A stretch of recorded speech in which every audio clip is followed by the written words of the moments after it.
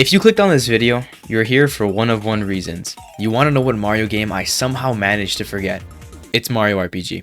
I forgot about Mario RPG. Now let me explain. Last year, Mario Wonder came out, and so did the series I made playing it. That series did really well, and it just so happened that another Mario game was coming out right as I was finishing up Mario Wonder. I could play that game next, I thought. And that game was Mario RPG. Now I have a little history with this game. Ever since I was young, I was always curious about it because of how much people hyped it up, along with the Geno for Smash memes that were everywhere. Geno is from Mario RPG, if you didn't know that. So now that a remake was coming out for Switch, I got to finally see what all of that hype was about. So I got the game and started playing. And yeah, it was pretty good. I played the game for a while on my channel, and it didn't do too well after a while, so I stopped playing because of it.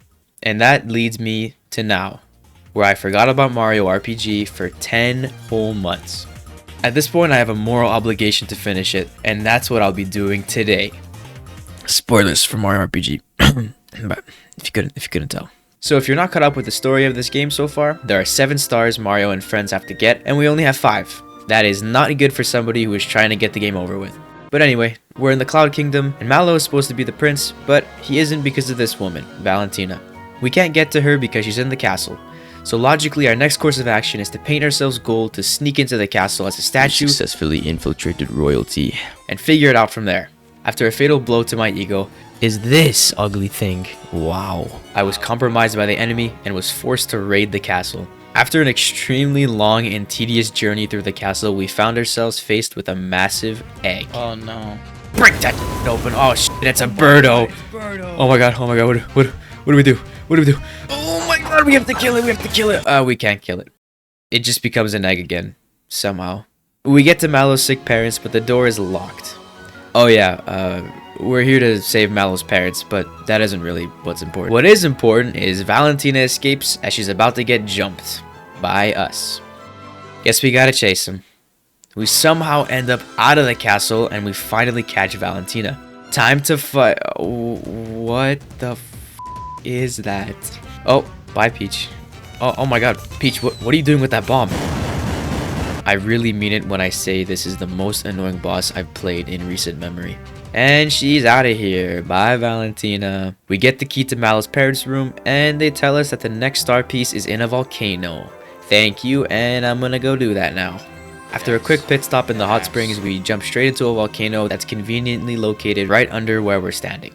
This part of the game really shines because all you're doing is fighting enemies, and fighting enemies, and fighting enemies. Anyways, run away from battles and RPGs, kids. It always turns out well. But oh my golly OG, it's a dragon made out of fireballs. Whatever shall we do to stop this damning threat to our safety? I'm gonna throw a spiky ball at it, obviously. Yeah, it's dead. That's not... Ew. With the power of friendship and teamwork, we can take this down, guys. Yeah, he's actually dead now. That makes 6 stars for, Hey, what the frick? Some wannabe Power Ranger guys took our star away from us.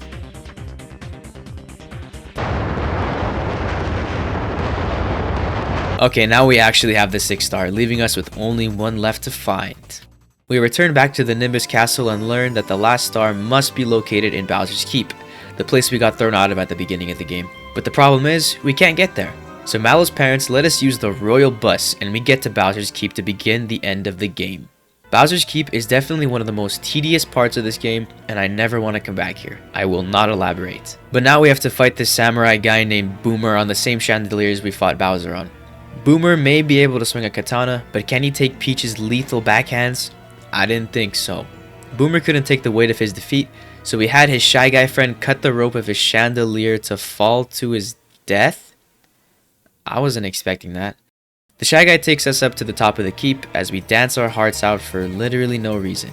This game is pretty charming, I don't think I mentioned that yet. We get launched off the chandelier and the fight against Exor the giant sword begins. The battle revolves around removing Exor's protection to attack its weak point. After a little burning of the eyes and some hard hits to the dome, Exor is defeated. His mouth opens revealing a portal and we all get sucked inside. Because that's what heroes do. So I don't really know what dimension we're in now, but Geno says if we continue we'll find the bad guy of this whole game, Smithy. So after a little convincing for Bowser, we get moving to the last thing on our way.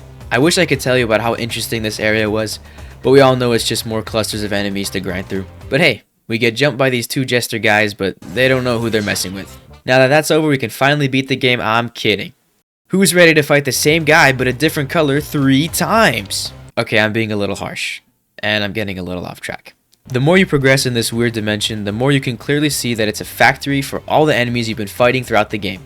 On the topic of weapon factories, we have to beat up this smelter guy thing. Bowser Drill, rah! But it seems now that we're actually going to fight Smithy, as we're right in front of where all of these weapons are coming out of. Time to go and beat this guy. I wonder what he looks like. Oh, okay. Well, whatever. It's finally time to beat this guy and Mario RPG. The first thing I notice in this fight is his smelter magma squirter and how it allows Smithy to make his weapons. So I beat that thing until its eyes closed and now only Smithy was left. I beat Smithy silly until he actually went silly and destroyed the arena we were standing on. He then transforms into his true and ugly form, leaving us with only one option. In this boss fight, Smithy can transform his head into different things, as well as having 2 areas to attack. The way to beat this boss efficiently is to only target his head to beat him up as quickly as possible, which is what I did because, you know, I'm just kinda like that. But no matter what Smithy turned into, he just couldn't understand that you don't with Mario.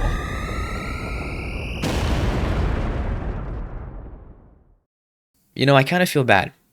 He got jumped by 4 guys and Peach. But I don't really care. With Smithy defeated, we finally have the 7th star, which means the Star Road can be repaired. And because of that, Gino's purpose is fulfilled. He leaves the doll he possessed, saying goodbye to all of us, as he leaves to go and repair the Star Road.